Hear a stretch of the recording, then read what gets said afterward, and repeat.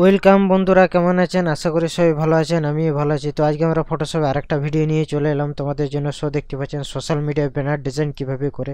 তো এটা হচ্ছে আমার ফুল প্রজেক্ট। সো দেখতে পাচ্ছেন, তো এই ডিজাইনটা আমি কিভাবে করেছি 26শে জানুয়ারি প্রজাতন্ত্র দিবসের, ইন্ডিপেন্ডেন্স ডে তো বা রিপাবলিক ডে।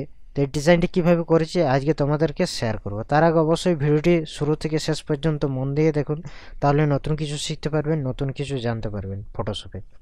তো একটা সোশ্যাল মিডিয়ায় ব্যানার ডিজাইন জানতে পারবেন।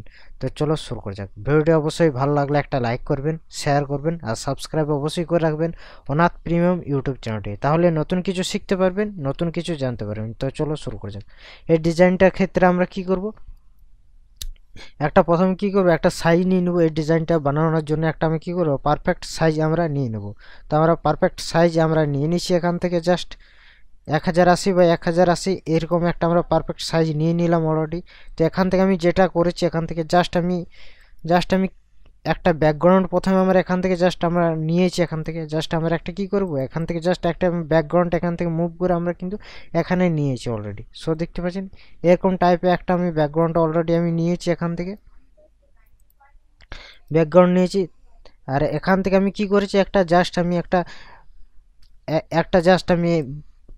জাস্ট ইমেজ অলরেডি আমি নিয়েছি এখান থেকে। এখান থেকে আমি কিন্তু একটা ইমেজ অলরেডি নিয়েছি। সো আমি দেখিয়ে দিচ্ছি অলরেডি।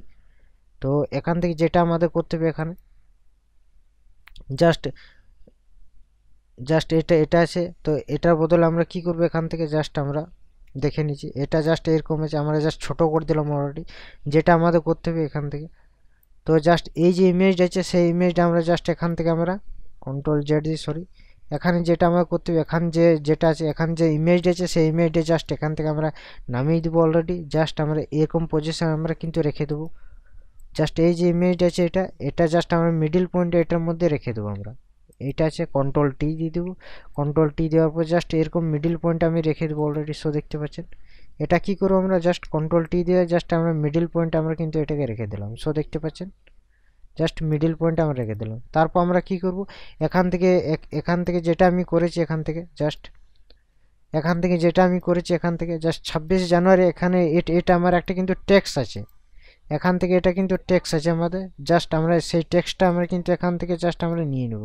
এখান থেকে এই যে টেক্সট আছে, টেক্সটটা আমি এখানে মুভ করে আমি নিয়ে নেব এখান থেকে। আর এটাকে মিনিমাইজ করে দিলাম।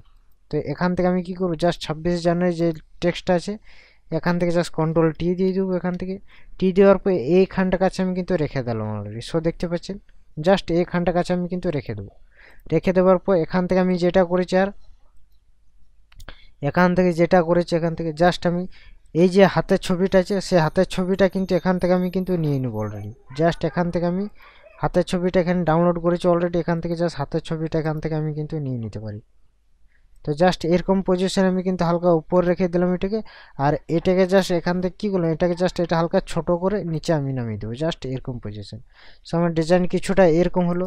তো এখান থেকে আমি কি করবো, এটা হালকা সরিয়ে দিলাম, এটা হালকা এখান থেকে রেখে দিলাম ডান। ওকে, এখান থেকে যেটা আমি করব, সবগুলোকে আমি সিলেক্ট করবো। এখান থেকে গ্রুপ করে নিলাম।